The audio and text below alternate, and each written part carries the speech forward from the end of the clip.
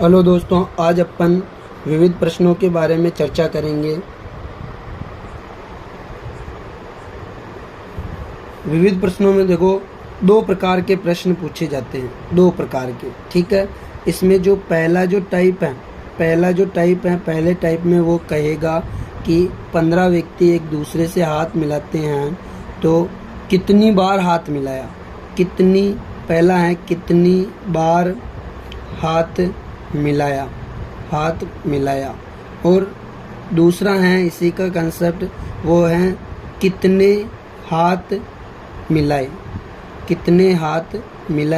हाथों की। देखो इसमें तो ये पूछ रहा है कि अगर एक दूसरे से हाथ मिला रहे हैं तो कितनी बार हाथ मिलाया ये पूछा है। तो कितनी बार हाथ मिलाया ऐसा पूछे तो आप जिस सूत्र का प्रयोग करोगे वो है n × n-1/2, ठीक है। n क्या है यहाँ पर, तो व्यक्तियों की संख्या कि 15 व्यक्ति हैं तो n का मान 15 हो जाएगा, 16 व्यक्ति हैं तो 16 हो जाएगा, 50 व्यक्ति हैं तो n का मान 50 हो जाएगा। इस सूत्र का प्रयोग होगा, ठीक है।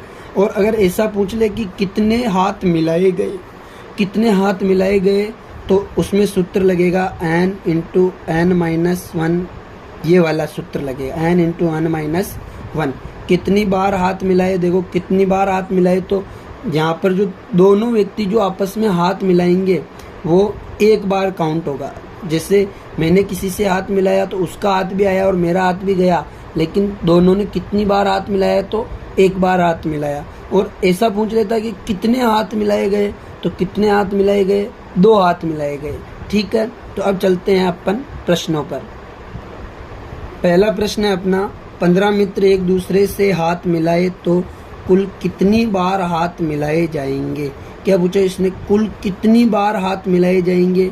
तो इसके लिए अपन ने क्या देखा था कि कौन सा सूत्र लगता है, n × n-1/2, क्योंकि कितनी बार हाथ मिलाए जाएंगे ये पूछा है। और n क्या है, व्यक्तियों की संख्या। 15 मित्र है तो n का मान क्या रखेंगे अपन, n का मान रखेंगे 15। तो रखो 15 × 15 - 1/2, 15 × 15 में से 1 गया तो 14/2, 2 से काट दो, 2 एकम 2, 2 7 14। तो 15 को 7 से गुणा करेंगे तो 15 एकम 15 2 30, 15 3 45, 15 4 60, 15 5 75, 15 6 90, 15 7 105। तो कितनी बार हाथ मिलाए जाएंगे, 105 बार हाथ मिलाए जाएंगे, इसका राइट आंसर। अब दोस्तों इसके साथ ऐसा पूछ ले कि कितनी बार एक दूसरे से फ़ोन पर बातें की, फ़ोन कहा जाए, या एक दूसरे से गले मिले तो कितनी बार मिले, तो भी यही कंसेप्ट यूज होगा।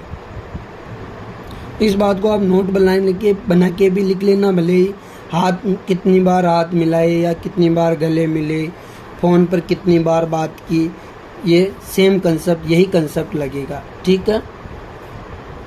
देखो दोस्तों इसी से मिलता जुलता एक और प्रश्न पूछा जाता है, जिसमें क्या पूछा जाता है कि यदि व्यक्ति एक दूसरे को उपहार देते हैं तो कुल उपहार की संख्या पूछे तो आप कौन से सूत्र का प्रयोग करोगे, n × n-1 का ये सूत्र लगेगा। क्योंकि जैसे मैं किसी को गुलाब दे रहा हूँ तो वो भी मुझे वापस गुलाब देगा, मैं किसी को उपहार दे रहा हूँ तो वो भी मुझे उपहार देगा।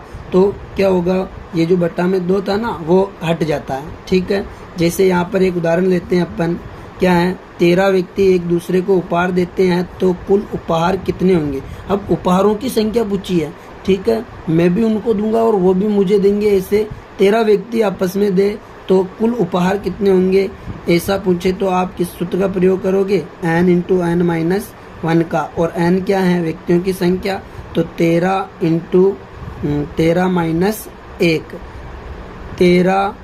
13 में से 1 गया तो 12, 13 को 12 से गुणा कर लो, 13 दूनी 26, 26 का 6, हासिल का 2, 13 एकम 13, 14 15। तो क्या आ जाएगा आंसर, 156। कितने उपहार देंगे, कुल उपहार कितने होंगे, 156।